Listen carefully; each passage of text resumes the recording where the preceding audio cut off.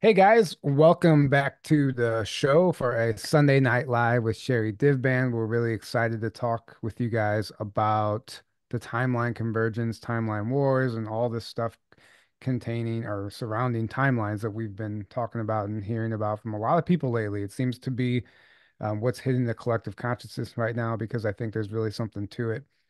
But before that, I just want to make a few quick announcements. Just a reminder, I will be speaking at the XCon event in Springfield, Missouri, October 11th through the 13th. It's Margie Kay's conference put on by UNX Network, and it's more of like a paranormal, cryptid UFO type of conference, but I'm specifically going to be talking about the history of the secret space program. And I've been working on my presentation for that, and it's really coming together, and I'm excited about it. It's always fun to put all the things you've learned over all the years together and present them in a package. So I'll be doing that, and those tickets are available below in the that link is in the description. And I think we won't waste any more time tonight. Everybody here should know who Sherri Divband is, but if you don't, we'll give her the opportunity to briefly introduce herself, and then we're gonna just dive in head first tonight and have some fun talking about this. Yeah. Thanks for having me back, guys. Of I course. always love talking to you both. Yeah, good to Well, have you. gosh, I don't even know what to categorize myself.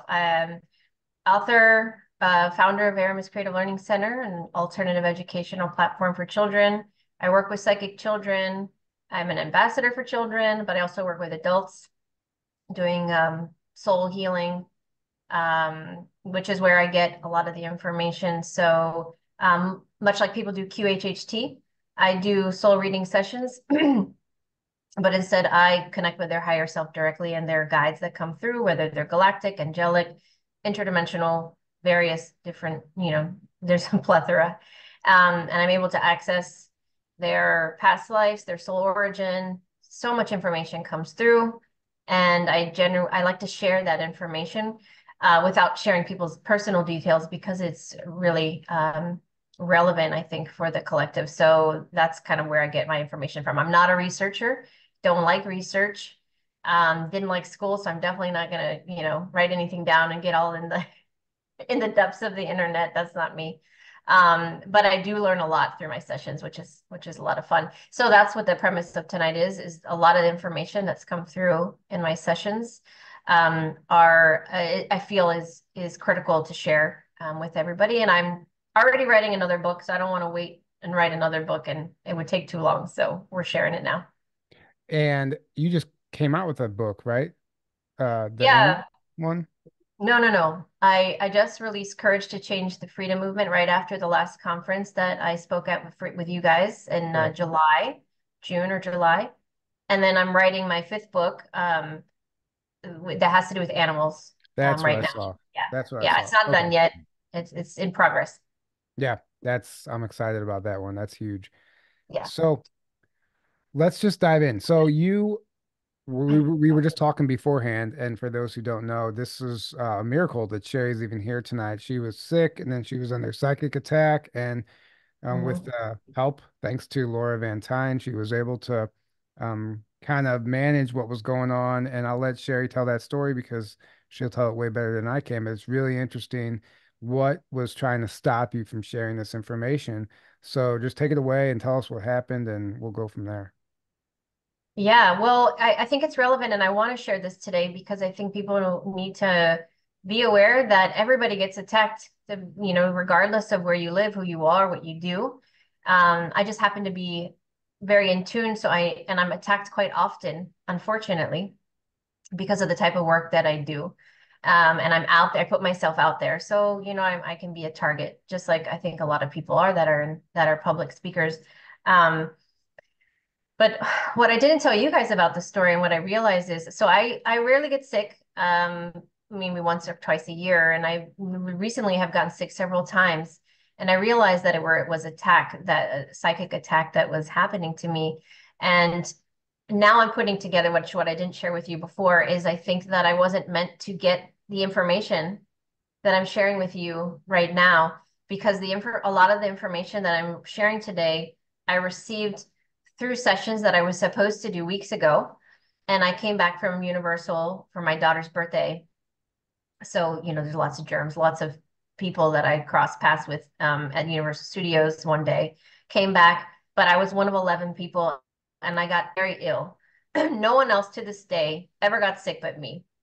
And so I realized halfway through the week that I had to cancel all my appointments. I generally speak to anywhere from 5 to 15 people a week, children, adults from all over the world, different time zones. I had to cancel all of my appointments that week. I was ill. I didn't even get out of bed all week. My animals did not leave my side. I took a bunch of pictures I was sharing with people on Facebook and Instagram. Like they literally, my Doberman was on my chest, just like with his long nose, like poking me like the whole week. My cat was like in my arms and my other dog was down below. Like they wouldn't leave my side. And I got a lot of different treatments, but I realized halfway through the week, I'm being attacked. This is not fun. And I was kind of weak, so I wasn't able to do my normal things that I would do to protect myself. Well, I do the protection, but the things that I would do to clear myself, rather, I was really struggling.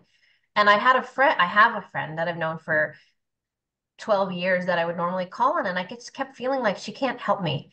And you're going to get through this. It's fine. Well, I ended up with pharmaceuticals. I had some antibiotics and I ended up getting steroids. I got better. I got better on my own with those helps, but I didn't ask anybody. And I had to reschedule all of those people plus the people I needed to do that next week that was already on my calendar. And I'm booked out 3 months in advance. So it's really hard for me to find places to put people. So I went back into work mode, full charge. And I realized that the people I was supposed to speak with the week before, I was learning some really incredible things. And I was like, this is really one after another. Every person I talked to, I was like, this is incredible. And it has to do with what we're talking about tonight. But I was feeling very drained all week. And I was really I never get fully recovered. I was really tired. I couldn't sleep well. And I really struggled. And Laura Van Tyne, as you spoke about, we connected recently and we did an interview on my channel on Friday. And I watched the Parsi interview that's relevant as well, that you guys had on your channel, all around the same time. And I started to get really attacked. And I reached out to Laura and I said, Laura, I need help. I got tripped at the grocery store, like by nothing. Like there was literally nothing there. And I almost fell on my face. I had to I had to catch myself on my wrist. My wrist is sprained. I can't really do much with it. My knees were bruised. It was just all these crazy things were happening back to back. So Laura has helped me tremendously. And last night I got very ill in the middle of the night and I knew I was being attacked. And I felt something like grabbing my throat even. And I was like, I kept going like this. I was trying to like grab something that wasn't there. And then I had red marks because I was scratching because then it was itchy. And I was like, I felt like my throat was being attacked. And I was like, oh my God, I'm getting sick again. I'm not going to be able to do this interview tomorrow. I'm going to cancel. And then I'm thinking, panicking, I got to cancel all my appointments this week. I can't do it. I can't do that again. Like I was just like, I reached out to Laura in the middle of the night and she got back to me immediately. It was crazy. She just had a sixth sense. So she worked on me today, but I almost didn't make it here because I almost passed out while I was cooking dinner, like an hour or two before this. I got really, really lightheaded. I felt awful. And she was working on me and she said that she saw like 3 darts that were sent to my throat and they were stinging me. And she communicated with these beings and they were basically adamant that they were blocking me from talking tonight and from being able to do the work that I do. Essentially, like they don't want me to help children or people or the collective at all. So they're just keeping continuously attacking me. So Laura, if you're watching this, thank you so much because she helped me a lot and she's continuing to work on me. And tomorrow we're going to work together some more. And if it wasn't for her, honestly, I don't think I'd be here right now to do this interview. Not that I'm not that dramatic. I'd still be here, just not on this interview. Right, right. Right, You know, right. Laura's done some emergency surgery on me before too, Yeah. psychic surgery, right? Right. And she's the real deal. So that's amazing Yeah. that she was able to help you. And I had no idea all this was going on. And an hour ago, I made you think that you were late for the interview, Oh just my messing God, with that was the you. worst. I was like, you coming on? She's like, what? No. Um, so okay, what is the information that's been coming through that you're not allowed to share, that they don't want you to share? Okay, so it's quite simple and complex at the same time, but and really profound and it's hard. It's difficult to explain. So I'm going to try my best to do this in a very eloquent manner. But basically, what's happening, and I've noticed this for years, And that's why Sarah Breskman, Cosme, and Leah Ray and I did a live on my channel weeks ago just to try to start this conversation. And I've mentioned it before, but it's really heightened right now because of these astral and timeline wars. So what's happening is, as we all know, there's no time outside of this dimension, or there are a few dimensions there that time exists, I should say, not just this one. So our lifetimes, other than this one, are all parallel. They're all happening simultaneously, and there's this veil that's in between that keeps them separated on purpose. So if you look at it as metaphorically, there are different lines, which is why I started calling them timelines years ago before I even heard anybody else say the word timelines. I'm like, oh, these are timelines because they're like lines. I would see them as lines of light that would go, and they were parallel to each other in kind of in the etherical space. But there's this veil that keeps them separated so that we don't know, we're not aware of the other Aarons and other timelines or the other Sherrys or the other versions of ourselves. And they're perceived as past, present, and future because of our linear time. But if you take that out, Lemuria and Atlantis and ancient Egypt and the time of Yeshua and whatever timeline, doesn't matter, the dinosaurs, all of it is happening all at the same time. They're overlapping just based on our linear time frame. So a lot of things that are happening right now, let's say where I am, in other timelines in this exact land, there's other things happening all at the same time. And there's a lot of overlapping. And because of this collective awakening that's been happening, really escalated since the pandemic period, the veil has become very thin. And that's why a lot of people are starting to remember their past lives. They're starting to recall a lot, they're activating, and now they're tapping into their other lifetime. So when someone does QHHT and they're regressed and they find themselves in another lifetime, or I do a session with somebody and I'm able to see, this was you in another lifetime, this was your name, this is what you did. I've started to notice over the last few years that the soul contracts that we have with people, we have soul contracts with a lot of these same people timelines, but they're actually connecting and influencing each other now more than they ever have before. And I have so many examples that I can give you guys so that I can help people this to make sense. But I want to make sure so far what I've said, you guys are following me and I'm doing a good job explaining it so far. I mean, Yeah, you're on Journey absolutely. to Truth. We're following you. Okay. Right. um, okay, so for example, I wrote down some of the most crazy ones that I've seen thus far.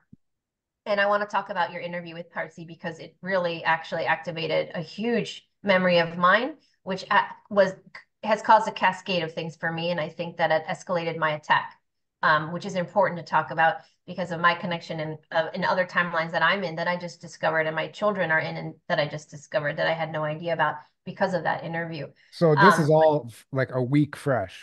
Like, it's, okay. well, not some of these examples are old, but most of them are new. Like they're just coming through. So Right. I'm not going to give anybody's personal details because that obvious reasons. So I'm working with this one woman. I'll just say in the area of Sweden. I will not give her name. And I've actually worked with this woman for years, not a new client, but we spoke recently. And I was shown that she has this Pleiadian commander guide that I've seen in sessions before. And right now I was shown that this guide of hers is on this Pleiadian ship. I could see it very clearly. They were using something similar to looking glass technology, although they didn't call it that. But they were looking at potential outcomes, and there was a bunch of them, and they were looking at potential outcomes for 2024 for the election and the results of that. And I'm not just talking about the results, meaning who wins. It's the result of that whole epicenter of what's happening and how that is connecting to other timelines. And there was a group of people trying to analyze if this happened, what would we do, and where, and all of these things. I wasn't even allowed to see any of the details. At one point, I was told you're not supposed to be here because I was essentially remote viewing, is what it is to make you understand. So on this timeline, this woman works kind of like an administrative job. I'm being very vague on purpose. And she doesn't like her job. She feels very bored, feels unfulfilled, and she says she really wants to help humanity. She feels very connected to this Pleiadian warrior lifetime, everything I've told her in other other sessions, she's like, I know that's me, but why am I doing nothing in this timeline? Well, I was shown is that there are a lot of people in her job that she's working with, both clients and her coworkers, that she's tied to in a lower timeline. So there are, just like there are lines, there are lower timelines where the dark side's winning. So there are these lines that are of timelines where we are not sovereign and they are winning. And a lot of the people that were enslaved in that timeline, she had met some of them here, and they were showing me the streets of homeless people, people on drugs, and the connection between the perceived NPCs now. Those same people are over there in those timelines, completely enslaved. They have no sovereignty, and now look at them in this timeline. It's overlapping and it's connecting and relaying.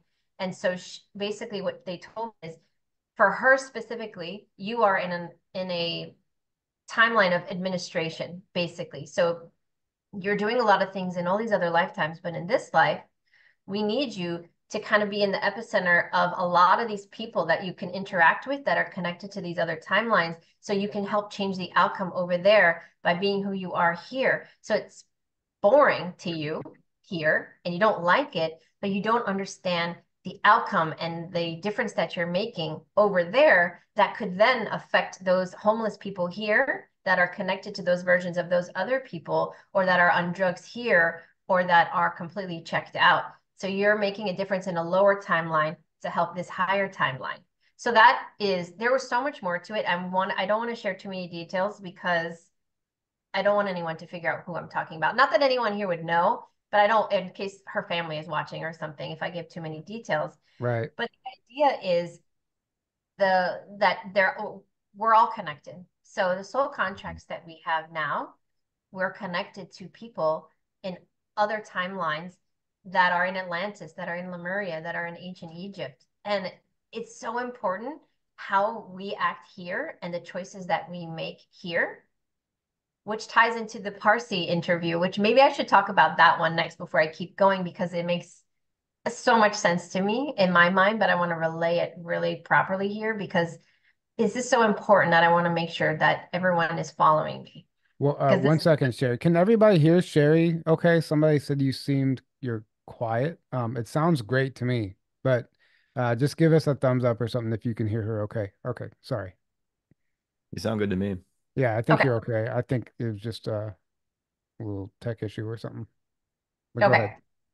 So if you don't mind, let me go back to the Parsi interview because I think that will help pull this together. So for those of the people, do you want to tell them what that interview was about?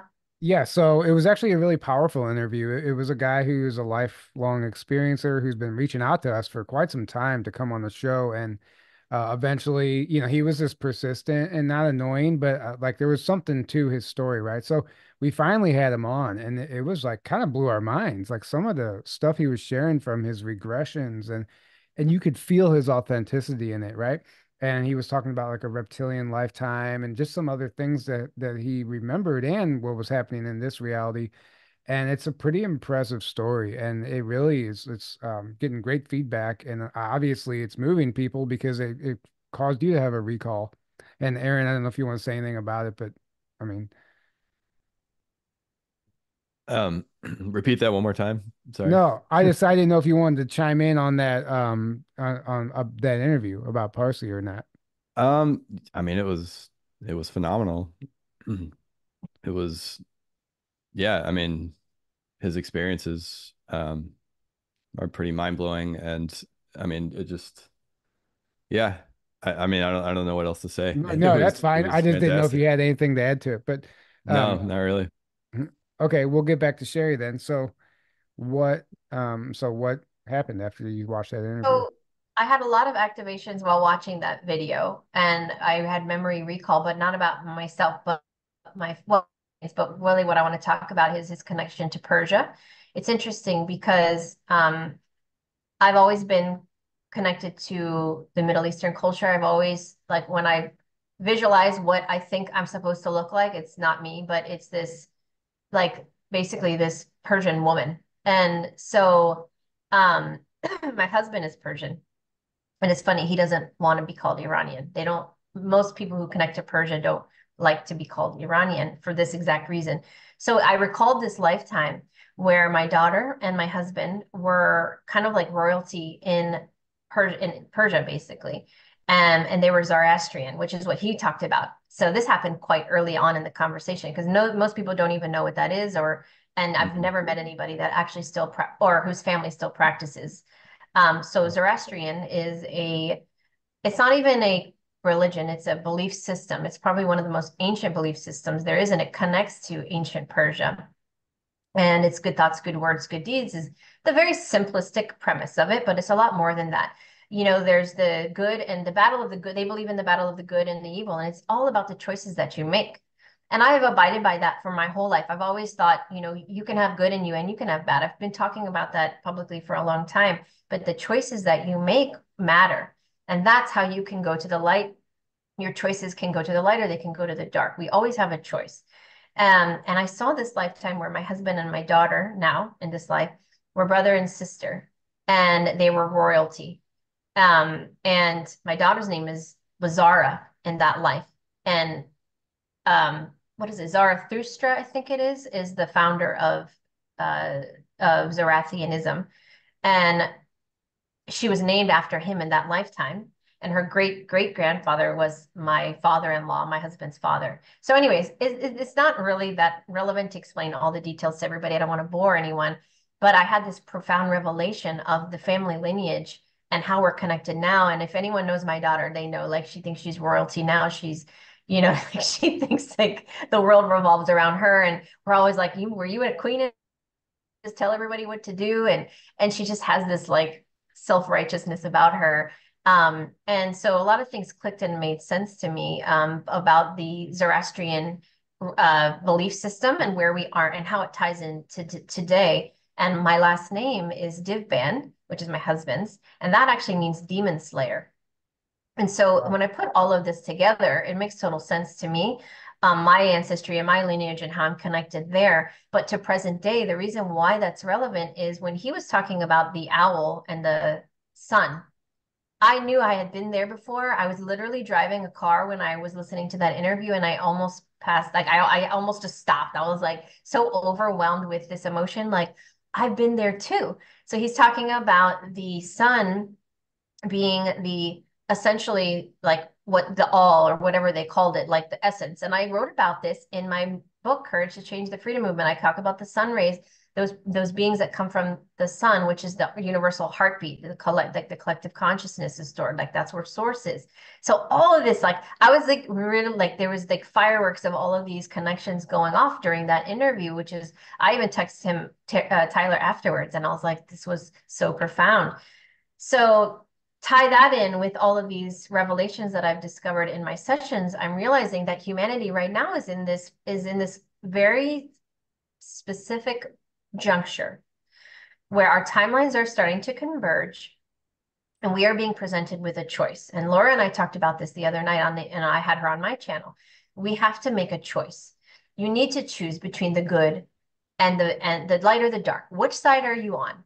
What and the choices that we make right now are going to propel us in one direction or the other. So our choices right now matter. Who we talk to matters. Who we're friends with, who we invite into our home, what we focus our attention on, what side is in the 3D. I always say, don't choose sides. I'm talking about 3D sides. When people are fighting, don't get in the middle. Don't take sides. Don't take the bait. That's what they want. That's how the 3D is designed so that we make those choices through emotions. And then we end up going to the shadow side, to the dark side, because that's what they want.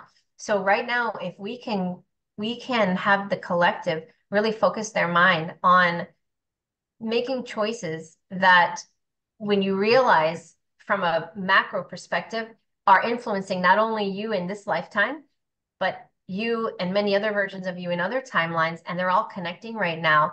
And this massive, which direction are we going? We can actually shift those other timelines where humanity is suppressed and it's a lower density timeline through this timeline elevating. So this is a dominant timeline. I've explained this in many different ways in presentations and in my books.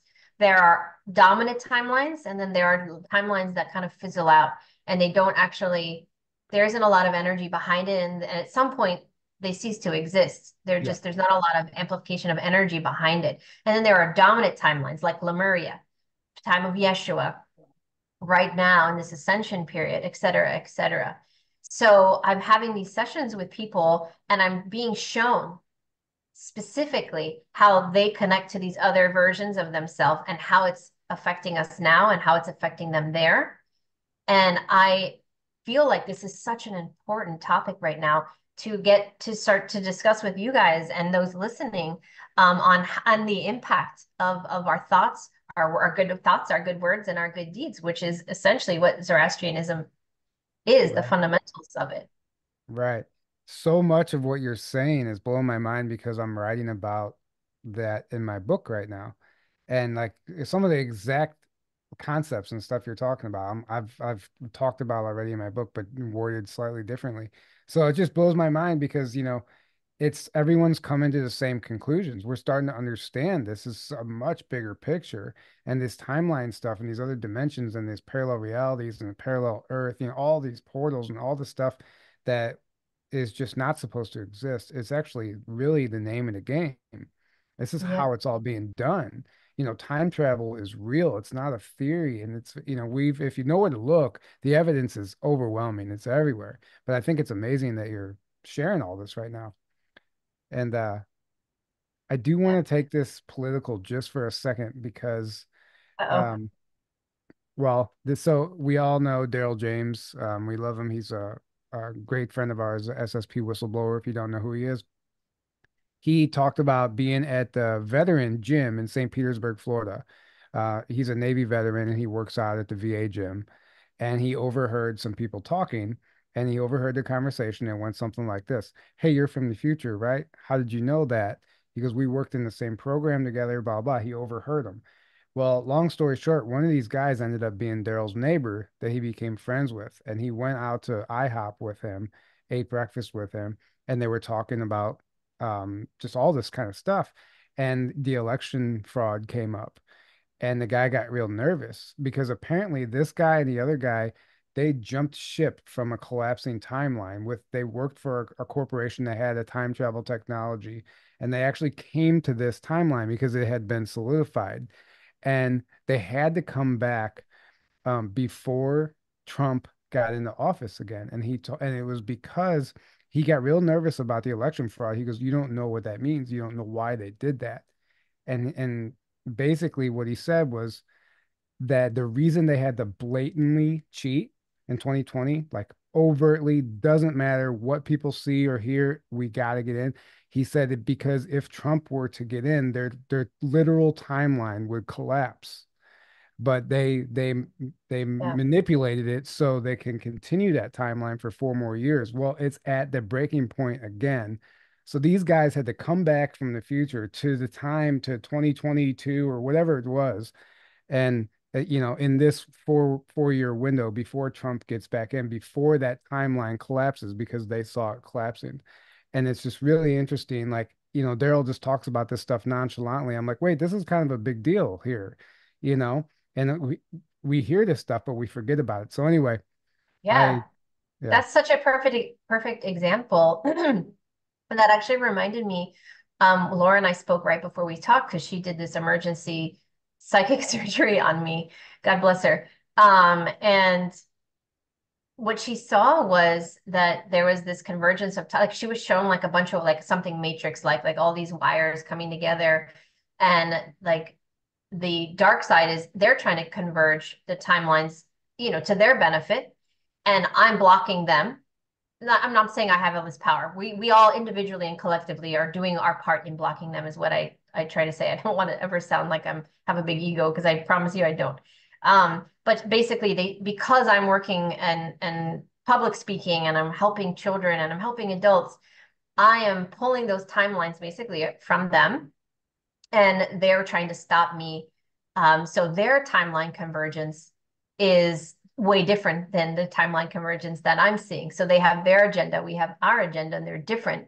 And so all these people are playing out their roles exactly how you just said to ensure that this dominant timeline stays at a certain frequency and we keep activating and awakening humanity. Because if we activate and awaken people here, we can activate and awaken those same people that have been in the slave system someplace else. So if you're in a lifetime right now with somebody, the reason this is so important is I want this to get personal and I want to give examples so it activates something within people. If you have a brother that you hate, or a narcissistic spouse, or you were abused by your mother, and a million other examples I could give, I want people to think about the reason why you guys are put together. There could be such a huge purpose that is connected to this another timeline where you guys are together playing different roles or similar roles, and how you guys figure this out here or don't figure it out, or whatever happens here can affect over there. So it helps people to be more mindful about, okay, I can't change my narcissistic father, but I can create boundaries and not allow him to stop what I'm trying to do.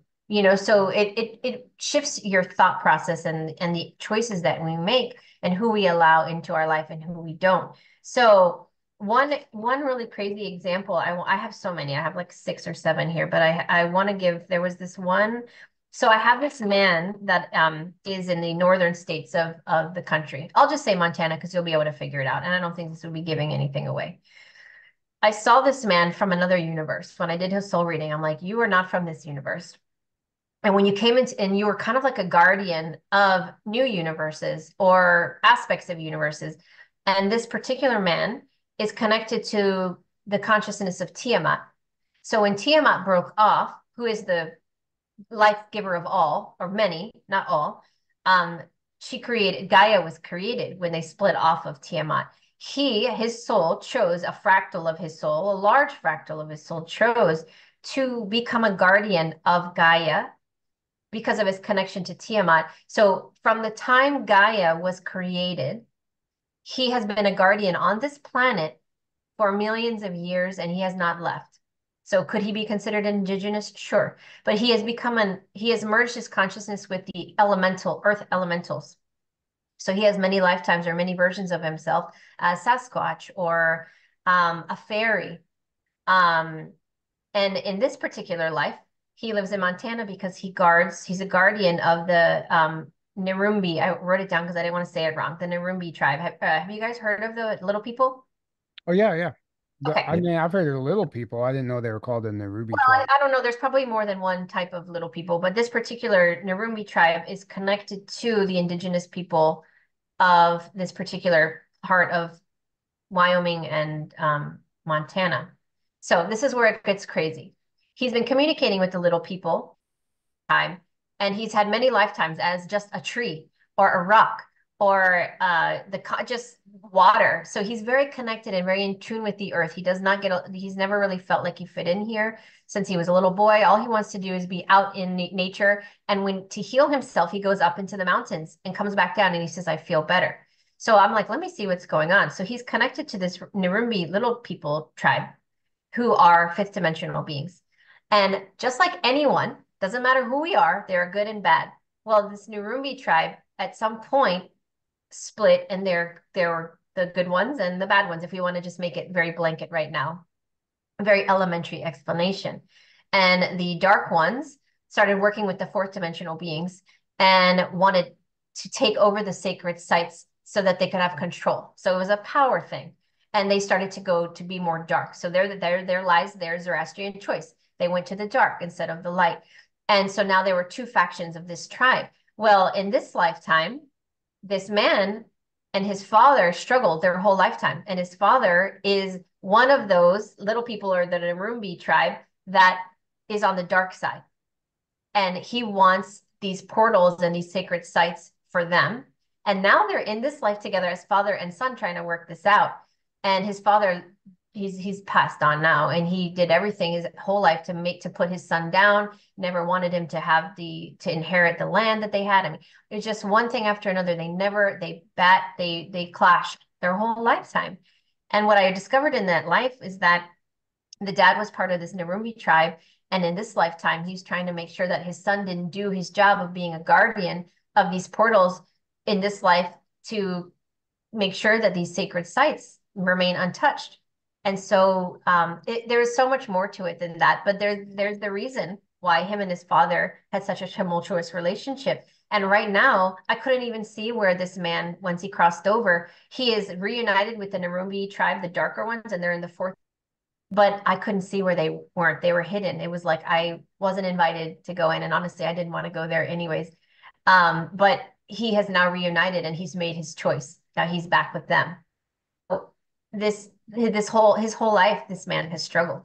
And through the Right. session we did together, we were able to identify and figure out why and the reasons behind it and his role in this life and what he's here to do and why he's in that land and why he's protecting it.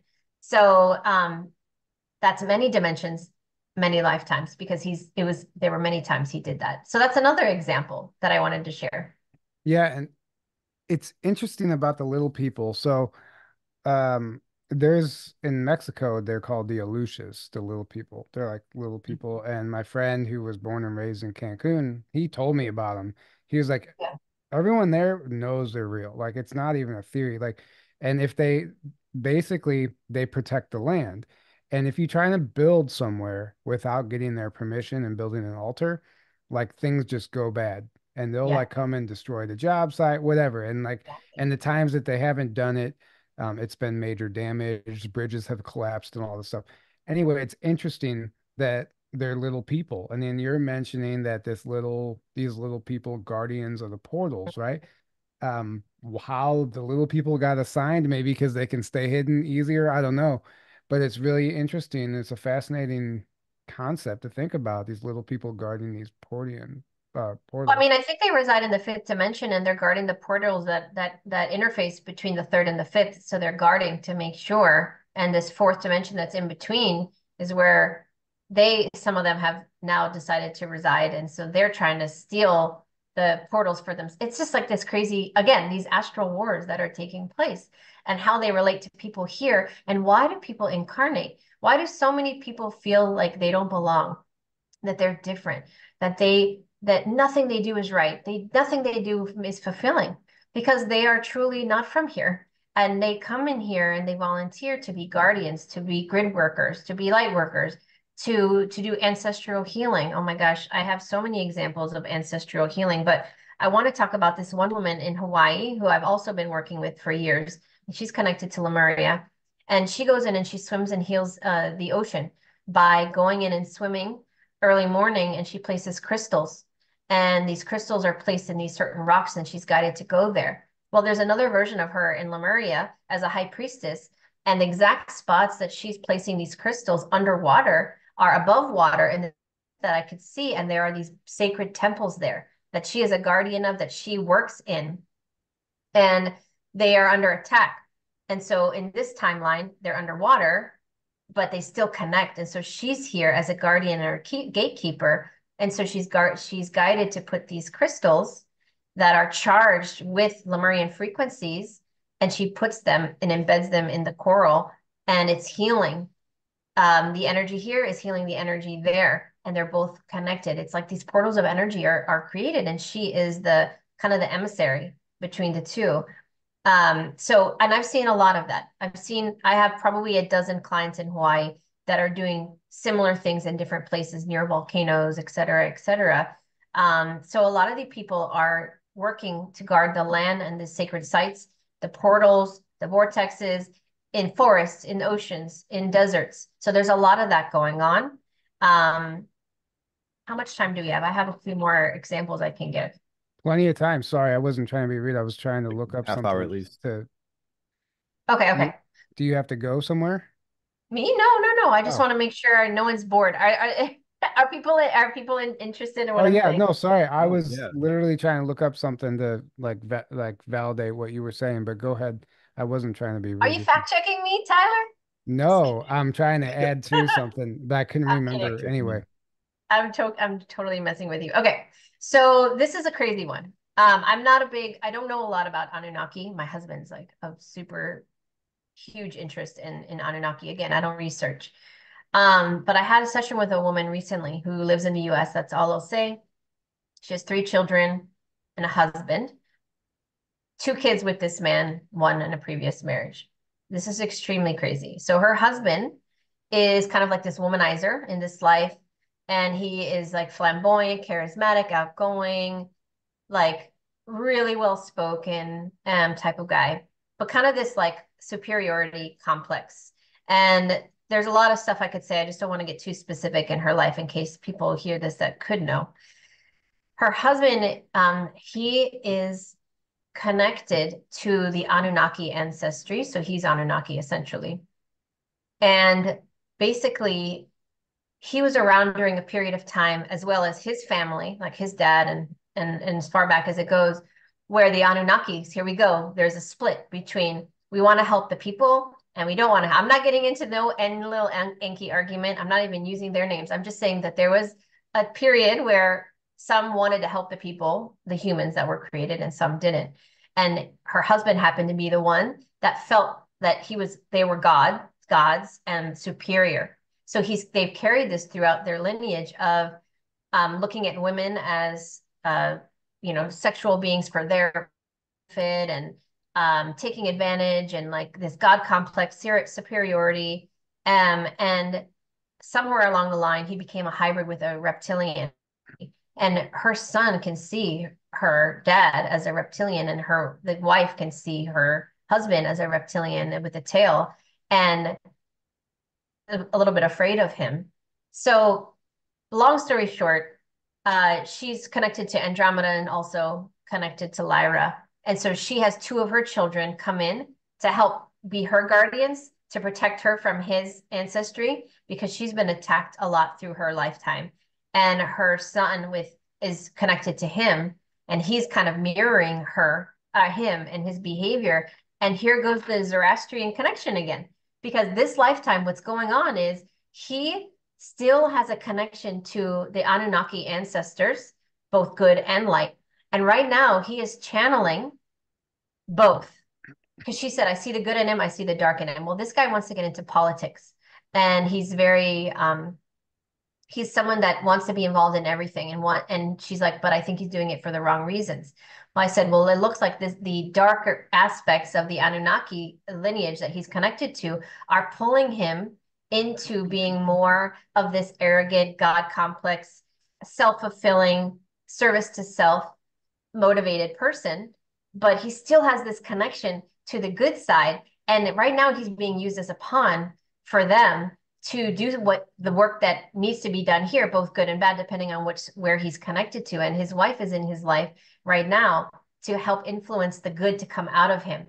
So that's why she's staying with him, so that she helps, by her mentality and her frequency, she can be that bridge to like pull him to be good. Because if she pulls him to be good in this life, he has the potential of going into politics and doing really good.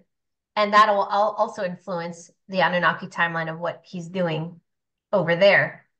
Does that make sense? So basically, Yeah. she has to stay in a miserable relationship No. to save the timeline. Well, I'm not going to give too much detail, but yes and no. And that's all I'm going to say. I'm not going to tell you what I told her, because that's too specific. But let's just say she needs to be with him a little bit longer, and then by that time he needs to make a choice, and that choice it's not on her, it's on him, and then other things will occur. Because You know, there are expiration dates and times for some of these things, which is sorry to interrupt you, Tyler, but this is no, important, because if people shouldn't feel obligated. Like, we should not bear the responsibility or the burden to make our siblings, our parents, our children, our spouse do certain things. Just because we might be in this timeline and have a soul contract with somebody to hopefully influence them in a positive way, it's at the end of the day, it's not our responsibility or our burden, but we do everything we can. And if it gets to a point where they're clearly not playing their end of the bargain, they're not fulfilling their role, then we have to make a choice as, okay, how far am I willing to let this go? And is it detrimental to me or my children or whomever's around? And then you have to make that tough choice of, okay, now I'm creating boundaries. Now I'm protecting myself. And now I'm going to reevaluate. That's really important. And that's where we are right now, where people are deciding, who do they want to stay married to? Who are they going to allow? Are they going to allow their siblings to continue to walk all over them? Are they going to allow their children to do this to them? And many more examples. Right now, people are being faced with that choice. Good thoughts, good words, good deeds. what are we going to do? How are we going to react? Right. Yeah, beautifully said. And so, okay, let's go back to this guy who's a politician, right? And there's other aspects of him and other timelines, realities, past lives, whatever, that are influencing his behavior here. So I guess the simple solution to that would be ancestral healing. Now, or not. Would you agree? Absolutely. So Yeah. for him to make a change, obviously, like she needs to be there in his life to create that balance. But like him also remembering who he was and healing those aspects of himself is like crucial to the story, right? Yeah. Yes. Thank you for bringing that up. The healing in this lifetime is pivotal because this is the dominant timeline. So hopefully what the choices he makes and how he heals in this timeline will affect the channel and what he's connected to in the other timeline. So by birthing a daughter and a son, one of those children is connected to him with the same DNA, same epigenetics, same cellular memory. So this child is mirroring him on purpose. So he's kind of looking like he's following in his direction, scaring the mom a little bit. But what I told her is he is a mirror. I should have said that. The child is a mirror for the father to see his behavior. And our children come in to help us heal and to help us change and to become better versions of ourselves and to bring out parts of us that we don't necessarily like. And we're like, gosh, I don't really like that about myself. Just like the wife was there to be a positive example. For example, why are you getting into politics? Well, what's your theme? Like, what are the things that you'd like to change? Well, I don't know. Well, let's think about that. What's your platform? What do you think is wrong? What do you think is right? Could we do better? And she's asking all the right questions, planting all the right seeds, but ultimately it's his decision on what's his incentive. Like, why is he actually doing this? Does he want money? Does he want power? Is this about greed or is this about actually being of service to humanity? She's Right. telling me, I think he's on the fence. So I say, well, you're doing everything right. You're asking all the right questions. You're supporting, you're playing a supportive role. Your children are there to influence him and to help him heal and activate. But ultimately, he has to do the work too. And so there's only so much you guys can do. But ancestral healing, and I talked about this in my last two books, that is really big. So there are a lot of women specifically, I'm not saying men aren't doing it, but I'm going to use the example of the womb. And I think I presented on this in the last conference with you guys. A lot of women are using their womb to heal in this life. So through menstruation, like just regular menstruation periods that we have every month, we are shedding past traumas of our ancestors, of the divine feminine womb trauma, childbirth, enslavement, incest, all the things. And some women are taking a little bit more on and they develop cysts and some of them are getting cancer. Some of them have to have hysterectomy. Some of them can't bear children. Some of them are healing through childbirth. So there's a million and two explanations or examples I can give you. But women in this timeline are utilizing their womb to heal hundreds and thousands of women before them by bearing different experiences or opening up birth portals or not opening up birth portals. And they're healing the womb. So they are participating in ancestral healing. Men are doing the same thing in different ways. I had a woman, a session the other day, she's an earth angel. And her husband's side of the family, everyone got lung cancer. And they were of a generation of, nobody talks back, do what you're told, you work until you die, nobody cries, nobody, and so every single man in their life, in their time, in their lineage was getting lung cancer. And basically what we discovered is that the reason why her siblings were getting lung cancer, girls and boys, was they're putting a stop to the ancestral lineage. They're stopping it now by getting it, transmuting it, and processing it, healing from it, making different choices. It stops with them so that the future generations of children coming in, the epigenetics have now shifted because they signed on to get the cancer. That's the difference in the lungs, whereas the other ones got it out of trauma and holding it in and not healing from it. And it just kept getting passed down through cellular memory. This lineage, this group got it on purpose. And this woman, being an earth angel, was always the nurse to everybody, took care of everybody. Everybody was always sick. Everybody's dying in her life. Why is everybody dying in my life? Why is everybody always sick? Why is everybody getting cancer? Am I being punished? No, you have to look at it completely the other way. You have the soul contract to help these people go through this experience, regardless of if they survive or not. Not everybody is meant to survive. And this is the hardest part about being a human in this incarnation, in this life, is that some of us do sign on to transmute a lot of trauma through death, not only for ourselves, but for our families. So not everybody is meant to make it. It's not nefarious. It's not 3D interference. It's not some horrible thing like the curse. Sometimes we do that on purpose.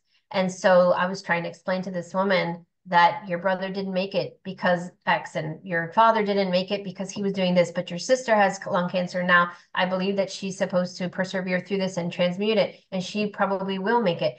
And so it's all about how we look at things. And it's not always we're being punished. It's not always negative karma. I think we're moving past that, and we have a lot of beautiful souls that are coming into this timeline with great sacrifice, with incredible journeys that are not easy. And right now, because there's just so much heightened drama in our reality, and it's just going to get more in the next few months, people are losing hope.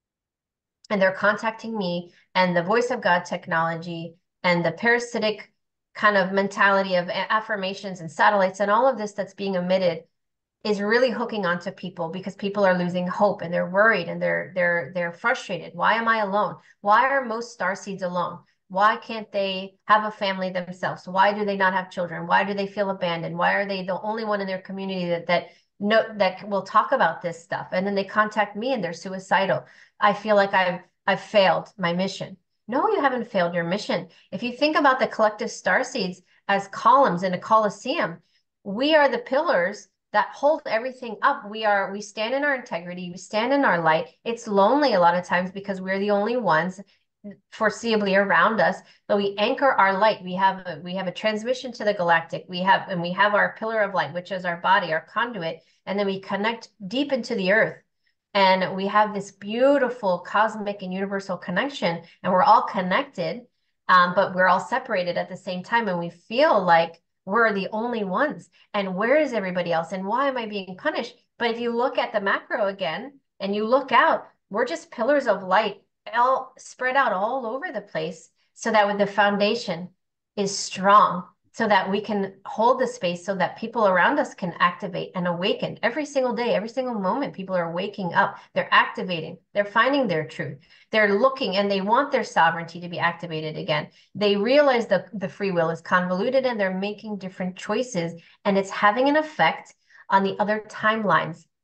And so this convergence of negative convergence that they want, because they're pulling all the timelines in because they know they're losing. And they're like, well, if we could get everybody lump sum into the dark frequency of disillusionment and loss of hope and enslavement, and hijack our minds into thinking that we lost and that we're not winning, then that's how they pull all of our timelines to their benefit. But people like me and you, through various methods, watching this, are doing the opposite. We're pulling the timelines this way, and we're making and that's why I was being attacked, because they don't want me to talk about this. They don't want us to bring this message out, so that people listening to this right now are like, thank you so much. Now I understand. Now I have hope. And now we shift the collective consciousness even more, and those columns of light get even more illuminated. They don't want that. Wow. Beautifully put. Beautifully Yeah. put. And I couldn't Amen. agree more, that like, so they trick us into believing that we're losing. That's actually something that I think we should focus on, because there Mhm. are influencers, channelers, people out there right now that are getting information from the other side, from ETs, that are not the future, the positive timeline message. Let's just put it that way. Um, and I think it's all like, we have to realize the magnitude of this war and the length that these entities will go to. They are manipulating channelers and psychics and working through even tarot. I mean, all kinds of things. You don't think people aren't going to start getting bad information about another negative timeline, right? That's because they need us to co-create that timeline for them. They know our beliefs are what create reality. So what is that? If our beliefs are what create reality, they know they have to get us to believe what they want us to believe. So how do you do that? You convince us of what they want us to believe, you know, by telling us things, by using these influencers, people in these so-called positions of authority in whatever way that is, to tell us what is going on, and then we buy into it. We bought it hook, line, and sinker. That's the whole game. That's the whole game. So if they can get you to believe something, you gotta really use your discernment and what are the fruits of me believing this is, and use that with everything in your life, no matter where it's coming from. What are the fruits of me buying into this? If it's not already like an evident reality of something, obviously that's different. But if it's something like coming from a channeler, from someone that's so-called the galactic, you know, whatever, and they're just telling you information, but it has this dark overtone, this hopeless overtone, this, oh my God, we're losing. Oh my God, people aren't waking up fast enough. The light isn't winning. You know, this kind of like, you can tell when it's not empowering. Is it empowering? Is it love-based, or is it more fear-based? That's how you know you're being manipulated. Anything true is not going to be getting you to buy into a fear-based reality, Right. because that's not the truth. The ultimate truth is love Yeah. and oneness, the law of one, right? So fear is an And Yeah. illusion. Fear is a pure illusion. So anything trying to get you to buy into any kind of fear-based belief is a lie. Full stop. well, and also there's inversion happening. And Yeah. sorry, Sherry, I'll let you take over. And I'm just going to name drop Bashar. Uh, Uh, he just over the weekend spoke somewhere, and the video's kind of going semi-viral, right? Where he was asked about politics, and he said never. He was channeling, right? He said Mhm. we don't typically chime in about this stuff, but since you asked, whatever, we'll tell you. And he said that if the female, he wouldn't use names, but if the female wins, it'll lead to open contact and freedom and all this. And he goes, and if the male wins, it'll lead to the termination of the United States in World War III. So he's presenting this information to an entire audience who's potentially believing him So people, because it's right, being same thing. channeled. But that doesn't mean just because you're a channeler that you're channeling good information. This is an Right, information war. So literally he's telling his audience that Kamala needs to win because that will lead to open contact. And like it's the exact inverted reality, right?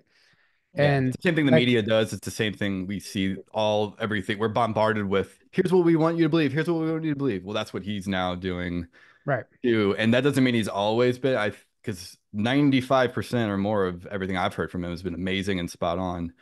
But that's been more, I haven't heard more recent stuff. So maybe recently something else has come in and hijacked, That, you well, know. that's what I'm saying. You just don't know right now. Right. And so that's why you just like just because, oh, I heard it from a channeler doesn't mean like that's them trying to salvage a timeline. And at any cost, they'll use Right. people. People are being used to deliver messages on their behalf. Right. Go Yeah. ahead, Sherry. No, this is so important that you're saying this. Laura and I just talked about it the other night on my channel, about these spiritual red flags. And you know, at the root of it, it's all about division. You know, the more that we come together as a community, our ancestors didn't watch TV. They sat outside by the fire and they would talk and share information. And the elderly were with the children, passing down critical information and just all this knowledge, right? And it was knowledge based, and it was just so different. The times are different now, and they can't have us connecting. They don't like Journey to Truth community. They don't like these beautiful communities because they're like, oh, hold on, too many people now are coming together. And so they try to kibosh it, or whatever the word I'm trying to think of. That was like my That's right. grandmother's word. Don't I'm use like, it. my grandma said that. I'm old. They try to insert, you know, people that either start out as pure intent, they have pure intent, which I believe most people do start out in this type of thing, starting a podcast, going into Mhm. public speaking, writing books. But it's somewhere along the line, if you're able to hook someone's ego, there's Yep. two ways: Ego. money, money, and the ego. Mhm. And I don't care about money, and I could care less if I'm liked by the popular kids. And so like that's why they can't they try to come after me, and they're like, well, we can't entice Sherri with money and power because I don't care about those things. But there are very few people that feel that way. And so eventually these people get these likes and they get a little bit of money and they get endorsements and next thing and now they're popular and people are like, oh my gosh, that they know their name and it gets to their head. And then eventually, like if there's a crack in their integrity field, then they can insert and then they start to feed in the little bit of lies and they're all over the place, unfortunately. And then I believe there are those that are blatantly, they're just plants and they are here to give us false information. I've never channeled in my life. I call it channeling because I communicate telepathically, but I've never let any being come in. And right now, I think it's more dangerous than ever before to allow that. You have to be really careful, and you have to have these spiritual red flags. You have to know. And we even said, Laura and I said on my channel, you might have been, I have people that say, oh, I've been watching you for 5 years and you're the only person I trust. And I'm like, well, first of all, thank you so much for saying that. But you shouldn't trust me or anybody 100%. You have to be on your discernment all the time because you never know what could happen. I'm not trying to say that it just, you never know. Right. You never know what's going to happen. And so you always have to listen to everybody with one eye open and you're like, I'm not sure. That doesn't quite resonate with me. So if someone like Bashar, I don't like using names, but in this case, I will. You go in there and you got your heart open and you're really, oh, I've been listening 10 years and oh, I love him. I love everything that he You has put to them on say. a pedestal, Put him on right? a pedestal, then your guard is down, and then you don't know what that might be said that may be false, and it might be one thing out of the entire speech. But if you're not paying attention and you're not using discernment and you're blindly following, well, then you're now victim to that. So we have to be so diligent. And this goes for everybody. There's nobody that I trust 100% fully and completely, and as it should. And I'm not saying that because I'm being like negative Nancy. You have to be guarded at all times. And that's really important right now. And the I hope your spiritual husband's red not listening. flags. What? I hope your husband's not listening. I got one eye open with him too. You No, don't I'm trust me. I mean, obviously the closest ones to us, but the spiritual red flags are a big one. Like there are so many red flags that we talked about that people should be aware of.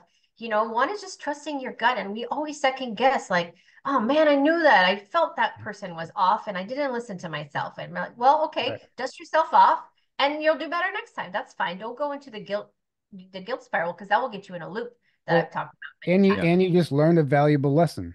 You just about giving your power away and right. not fully trusting in everyone. It sucks that we're at a place where you can't trust, but I mean, ultimately, it makes sense. You have to have your boundaries, right? And this isn't like I keep saying, this is information warfare. So and what happens is when people get enamored with the information, they're out of the Native American three brains, your gut, your heart, and your logical mind. Well, once you're bombarded with so much information, you have to compartmentalize that. You have to file it somewhere. And you're like, wait, well, what's true? What's true? You're confused. You don't know what to believe. And you're starting to connect dots and corroborate. Oh, she said this, so that must mean her testimony is real, even though you're only basing it on information data points. And you've Right. completely been tricked and manipulated, even if you might have even Mhm. done it to yourself, away from your intuition, away from using your guts. So a lot of these researchers who are like validating some of these experiencers, they're such researchers that they're only focusing on the The information. information, that's They it. don't, their body has stopped telling them what's bullshit and not. And they're Mhm. only connecting 3D data points that can make sense to from their 3D perspective. We have to get away from that.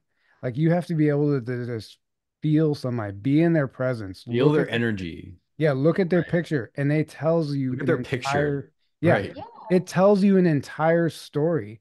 And if you can listen to that gut reaction immediately without second guessing yourself, then you can save yourself a lot of heartbreak and a lot of time and a lot of deception because you're now listening and trusting yourself. Absolutely. And And I know, and oh, sorry, just real quick. And they will use many tricks. I've noticed a lot of these people, they're really good at psychologically manipulating people and almost like putting these spells on people. So like and like yeah, using even like neuro linguistic programming and things like that, where like people get like in this trance by what they're saying and how they're speaking. yeah, And then through that, that's when they put in the information and what they want you to, again, what they want you to believe, and then they got you. And people get, I can see it. It's like people are like under this spell. It's Yeah. It's it's a like a spell. literal enchantment spell. Like Right. it's a real thing. They're Right. enchanted, and then it's such comes with a powerful energy. But what were you gonna say, Sherry? I was just going to say to what you were saying. Yeah, I always coach people, it doesn't matter if you're in person or someone's on stage or you're watching them through a podcast or you're listening to them through Audible, you don't see them. Close your eyes and your body will always gives a response of truth or not truth. So if you're listening to Mhm. somebody speak right now, you can try it, listening to me and be like, how is Sherri making me feel when she's speaking? Don't even listen to the words that are coming out. Does she make me feel safe? Does she make me feel like, oh yeah, that's in resonance with my truth? And you can do that exercise with literally anybody. It doesn't even matter who it is, a school teacher. It could be anybody, but we can exercise that part of ourself, that subtle part, our physiological response to truth and not truth is really powerful. And I've listened to some people, there's a few podcasts that I watch, mostly yours, but there are a few others, very few. And the other day I was super excited because this person had a new person on their show. I don't give names. And I couldn't, and this was like a really well-known person I had never heard of, but apparently I literally had to turn it off within 3 minutes. Like just the sound of their voice was so disruptive for me. It didn't even matter what they were saying. And they could be a good person. Doesn't necessarily mean anything bad, but I couldn't, I literally had to turn it off. And I'm like, sorry, I'm not even going to listen to that. Mhm. So that's a sign too. It may not be that they're bad, but it could be there's some interference there or there's something that's disruptive that I'm being protected from hearing. It's shielding. I don't know what it is, but if people don't trust it, then Mhm. they, you don't know what can happen. It could Well, even be they don't even know they're being used by something else. And I think that happens a lot. Like that's people true. assume a lot that just because like either whether there's a handler or whether it's a controlled opposition or whatever term you want to, somebody that's working on behalf of the dark, that they know fully what they're doing, and they're no, no, no. A lot of times it doesn't work that way. A lot of times they have no idea. They think they're doing a great thing and they think they're doing something else, but they're actually being manipulated by some kind of dark force to do their bidding kind of for them Right, through their ego type of thing. through the So ego, usually almost let's always. let's talk about, okay, going back to um how they're gonna like the at the beginning you were talking about the attacks to stop you from talking and what that looks like. So I want to talk about something that I've experienced.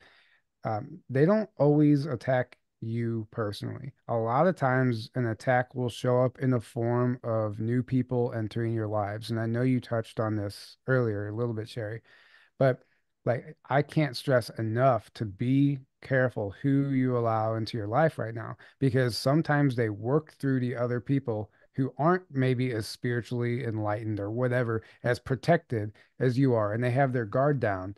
And so they'll work through the people that have their guard down to come into your life and dangle something in front of you that they know will distract you. And it might be an old craving, an old habit, or something that you're like, oh, wow, or this really weird. This person's showing up back in my life again.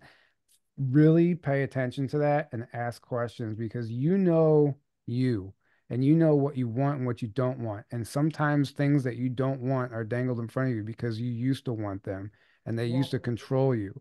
And so you have to really think about where this stuff is coming from and how this entire system, how everyone is being mind controlled and manipulated to do their bidding, right?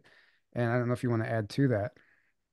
Yeah, that's a really important point. And I did a video last summer or 2 summers ago where I talked about that exact thing. And I said, you may be strong in your integrity and you may do a lot of spiritual protection and your spiritual hygiene is on point. Um, but if they can't get to you, they will to get to you. That's just how they work. So if they're like, all right, well, Sherri's auric field is too strong, and unfortunately for me, they always go to my daughter. That Aramis is getting attacked her whole life. And the crazy thing is, I don't want to use her name because I'm not sure if this is public information, but I was talking to a friend, and you know, the same thing was said to her about like, I'm gonna ruin you through your son by, something like that. Like they were going through the child. And so I've had to really hype up my protection on my children and teach them how to protect themselves. And now that my daughter's 10, like she's a warrior, like excuse my language, but she's a little badass now. Like she doesn't take anything. And I'm like, man, like she's really coming into her own and she doesn't get attacked anymore. But when she was young and vulnerable, like, like it was it was a really rough period of like 7 years for me, because they would always go through her. And they do that to me all the time. I always get people that come into my life, and the classic thing is, oh, I've heard you've been hurt before. I'm going to be your friend, and I support you, and I think you're amazing, and I'm going to do everything for you. Not everything. I want to be there for you. And I've heard it all before. It's like it's kind of comical at this point. And every single time within a certain period, a couple months or a year, they turn on me out of nowhere and very abruptly. And now I laugh at it because I'm just like, seriously, again. And it's sad because, when you have people in your life, other people in your life get to know them. So my kids sometimes get to know these people. And they're like, oh, when is so and so going to come back? Or how are they doing? And they get invested. And then, oh, well, that person's not in our life anymore. Well, what happened? Why? So now I really have to be careful who I even let around. First of all, not many people come in my home, but even just like through Zoom, or they'll talk to my children, they'll come in the room and, oh, yeah, hi, they'll talk to them. I have to be so careful. And we all should be, because if the people that we surround ourselves are not really taking it serious and not up to par on their spiritual hygiene and creating boundaries and protecting themselves, oh, they are the perfect target to go through and get to you. And they will do horrible things to you. They'll backstab you. They'll say mean things, or whatever it is that they can do. And a lot of times it's not even them, it's entities working through them. And that's the unfortunate part about it. So you have to be really careful. Yeah, absolutely. So we can keep talking about that, but I want to ask you if you had any other stories or sessions that you wanted to share, or I did you have so kind of, many. You or want to did, talk about Egypt real quick? sure. Um, I had this session. Okay. I wasn't going to say this one because this is controversial, because everybody believes they were Cleopatra, or everyone believes that they were Right. like Nefertiti, Mi- right? Millions of people think Th- they're all the same There was person. actually, Yeah. ironically, speaking about Cleopatra, there's a past life club in California. Like these Yeah. people get together and they talk about their past lives, and they had this is not even a joke. They literally had a get together, a party where you come dressed as who you were in your past life, and there were like multiple Oh Cleopatras. my gosh. And so, I Yeah. mean, what does that tell you? And we've talked about this before. Like I, it's more of a blueprint that people tap into Yeah. because they mhm. have to like it helps them get prepared for their life on Earth to have be downloaded with Earth's history. It's a blueprint. Yeah, yeah, Right. yeah. So anyway, Yeah. go ahead and go Yeah. on. I love the Well, controversial stuff, so bring it on. yeah. Well, so in this case, I was actually surprised. I'm not saying that this person that I work with is Nefertiti, but what I saw is, so this is a long story, so I want to make it really short. She was raised, she's not in the United States. I don't even want to see where she is. And she was raised by an abusive father. I'm talking really bad, like SRA type abuse, not that to that extreme, but kind of. Um, and her mother killed herself when she was young. And she was telling me all of these details, and she's been obsessed with Nefertiti. Her dad took her to Egypt on a trip when they were young, which was a big deal because they were poor, how they afforded it or why they went. But he made a point to point out to her this whole area that was dedicated to Nefertiti, and made a point to show it to her, which she thought was weird at the time. But she said she had a visceral and physical reaction at like 9 years old, and has been obsessed with her ever since. So she believes that she's that, and so I'm thinking in my mind, oh my gosh, how am I going to tell this woman that she's not Nefertiti? Like, because like I Mhm. can't just lie to her and be like, yeah, yeah, you are. So I go into my session, and because I usually pause the meeting for about 20 minutes, and I go into my meditative state. I call on their higher self, and I have a direct connection. And I'm like, oh my God, what am I going to hear from this? Well, come to find out, um, her father in this life was a priest in that lifetime when Nefertiti and the king, Akhenaten, I can never say his name right, when he was poisoned, And they, because they didn't want the sun god to be worshipped. So this is, I don't want to get into Egyptian history, but basically what they were showing me is that right when he was killed, her father in this life was part of the group that killed the king by poisoning. No one knows to this day, I don't think how he was killed, but they said that he was poisoned. And or something like that. Uh, and I don't have my main notes, but basically, her dad in this life is connected to that version of himself. And she is not Nefertiti per se, but a fractal of Nefertiti because of her connections in other lifetimes to her and other aspects of this network of souls was inserted into her consciousness. So she is, in essence, a fractal of Nefertiti, but not the true one. Does that make sense? She's Hmm. not her, but she embodies the essence or a fractal on purpose. So I've been told that Nefertiti has many fractals embedded in different versions, different people throughout the world on purpose. Like I used that example of the columns. Imagine Nefertiti on purpose inserting a fractal of her consciousness in certain people around the world to believe that they are her because they are holding the space everywhere. Because when she disappeared, because she was being, they were going to kill her for the same reason. They didn't want them to worship the sun god. They wanted them to have this priesthood, just like what we're seeing now. And so she went, instead of Nefertiti actually dying, because they don't know where her body is, they showed me she went to a different dimension and she just went through a portal and disappeared, went to Sirius. This is not really relevant for everybody to know all of this, but what the point is, this woman is holding this essence of her. And because her father in the other lifetime did such a bad thing.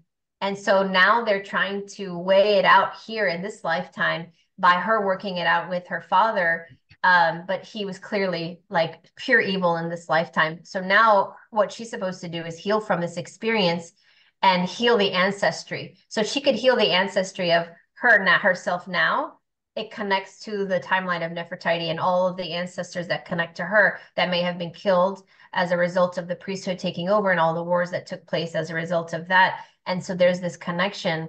Um, there's so much more to it. I just don't want to share too much. But this last thing I'll share because it's important of what we were just talking about.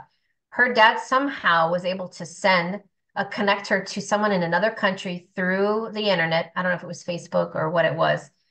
And they had the same name. I won't say the name. And this guy lured her in and said that he was the king, Akhenaten, and that they were husband and wife to affirm what she was already thinking. But I'm like, no, no, no. I was like, that guy is not. He is a pawn. He was brought forward by your father to make you feed into something. And then he abruptly broke up with her and said she was a liar, she is a bad soul, and all of a sudden 180 started attacking her and saying you're not who you say you are. And I said he was brought into your life to make you, because she was suicidal. She was like, I was going to kill myself. And I was like, you do not let them win in this life. You're not supposed to come out. Don't tell everybody who you are, but you're holding the space of the energy of Nefertiti so you can heal the lineage. So if you heal yourself through all these traumas that they put you through, and you don't let this person bring you down and devaluate who you believe you are, and you can grow from this and you can evolve spiritually, you help all the other columns, all the other versions of Nefertiti doing the same thing in their lifetimes, in their intimate circumstances, and then collectively you are helping the Egyptian timeline. Does that make sense? It's Yeah. very Oh yeah. complicated, but I was like, whoa, this is insane. So that was really crazy too. Honestly, I have thousands of sessions I could share with you guys. It's insane.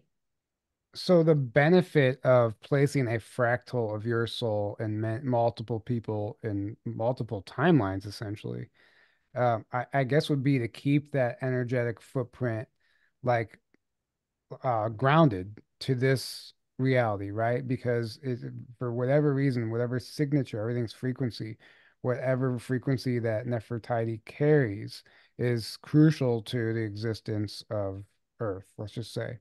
And Right. otherwise, like, why? What's the purpose? If it's not like actually something crucial Or if she's not in the timeline anymore, would it be detrimental to some agenda, right? I mean, there has to be a real reason why somebody would choose to, fragment their soul and place it in multiple people, unless there has to be a real reason for it. It's not just something you would do for fun, right? Yeah, and and I'll give you another example that's really powerful, but it's to bring the divine feminine forward in this case because of her and what she represents and what was lost and what was taken and what was stolen from the people of Egypt during that period of time, during that era, and what resulted after that. So it's like, or Yeshua. Another example would be Yeshua, and a lot of people hold the Christ consciousness, which in essence is another fractal of Jesus or Yeshua, however you want to say. So now we have all these people carrying the Christ consciousness, that are to carry forward the vision and the information that he was trying to bring forward of we all are God and we can heal ourselves and not to look outside of ourselves and put people on the pedestal and all of this stuff. And the example I wanted to use besides Yeshua is my daughter. So, and I talked about this at your conference and the Artemis group. So Artemis, the goddess Artemis, fractaled herself and placed essences of her in a lot of the New Earth children. There's a group called the Artemis group that I believe I might be the only one that originally talked about it. Who knows who's talking about it today? And there are thousands of them. And they are specific women. They have to be female, and they're in this lifetime to carry forward the essence of Artemis. Just an essence. They still have their own soul, but it's that grandiose, like powerful divine feminine leader that are not going to be stopped, will not take no for an answer. They are very challenging, very difficult. I mean, I have support groups for Artemis because it's that difficult. If you guys you'll meet my daughter one day.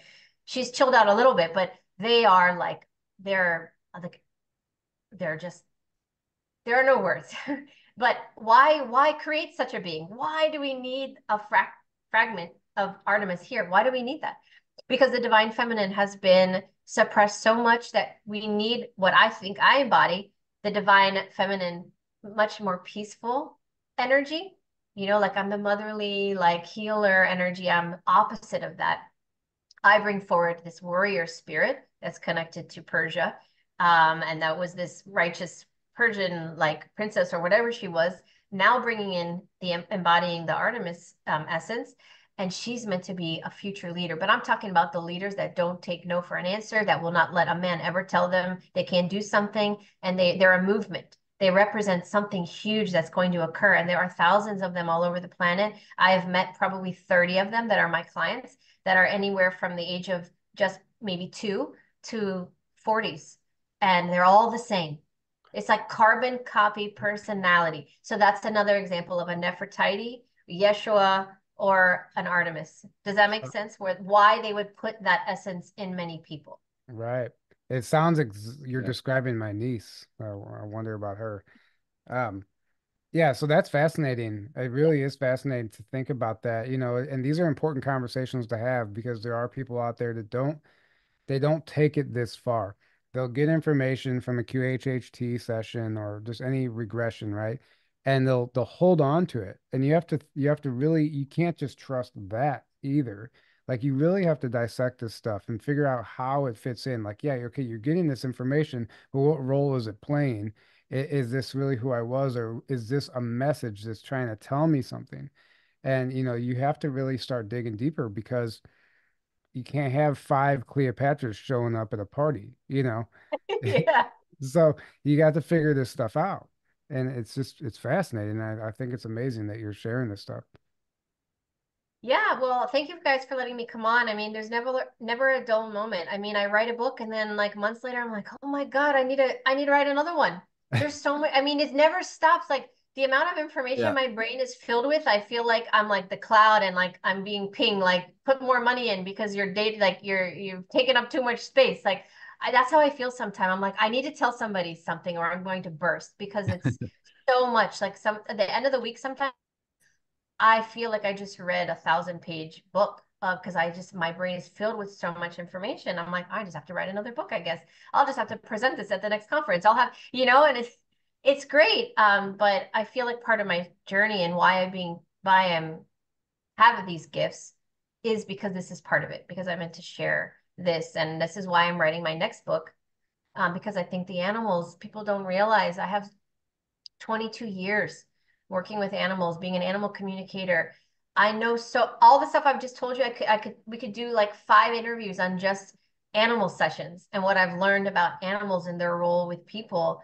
And that's why I'm writing this new book, because people need to know what the soul contracts are with our animals and why they're here and why they're domesticated and why we have wildlife and how they work together. And the sacred contracts are absolutely beautiful. And I feel like the collective is ready to hear that information now as well. So that's why I'm writing that one. Yeah, yeah, I'm really excited about Amazing. that one. Is there Can't wait. any estimated release date for that, or just I mm, don't know, because I keep adding chapters and I keep saying, oh my God, I got to do this and I got to do that. So I don't know. It's hard, I'm going to right? try to get it next year for sure. For sure, 2025. I just don't know when. right?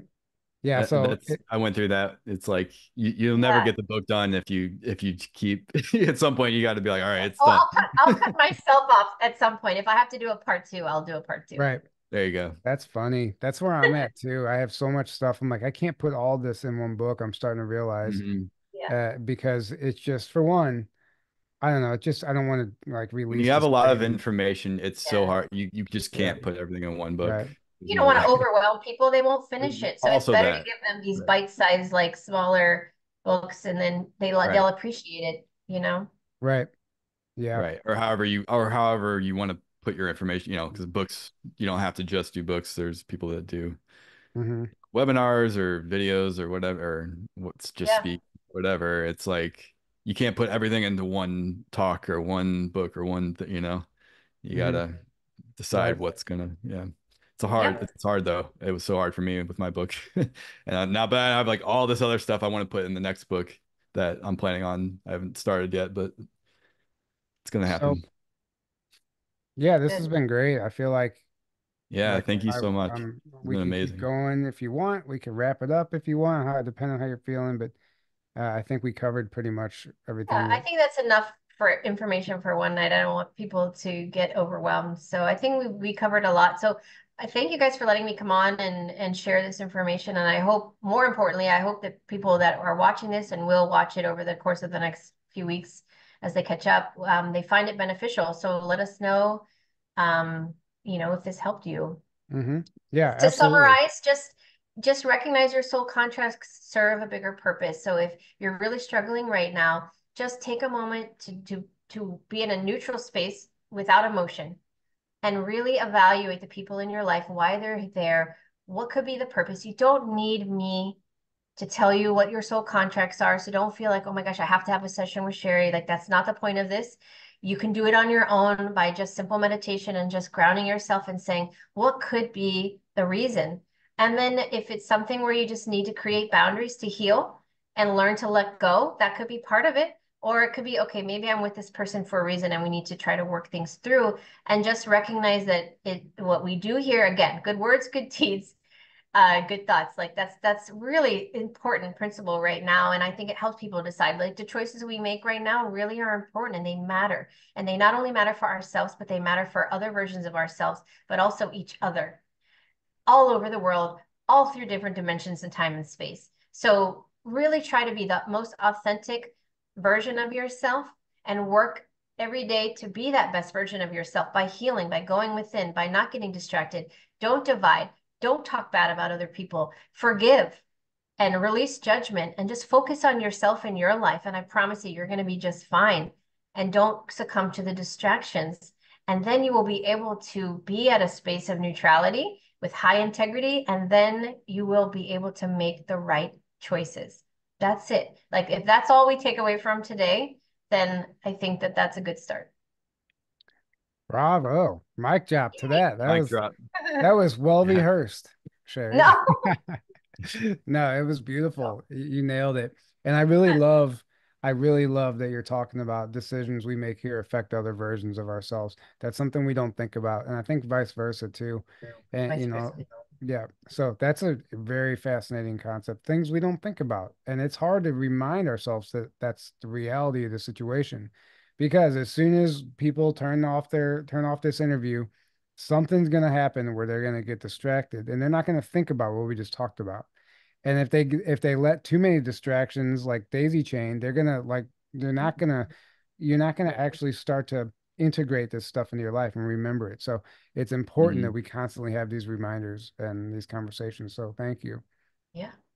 Yeah. Thank you guys for having me. Thanks for watching, everyone, and Yeah. one Thank day at a you. time. Guys, and really quick, we are getting ready to announce we're gonna launch ticket sales for our conference very shortly. We're finalizing a few details, and all of that will be available soon, and we will be blasting it out far and wide on the internet and all of our channels, and you will know about it, but it's right around the corner, so stay tuned for that.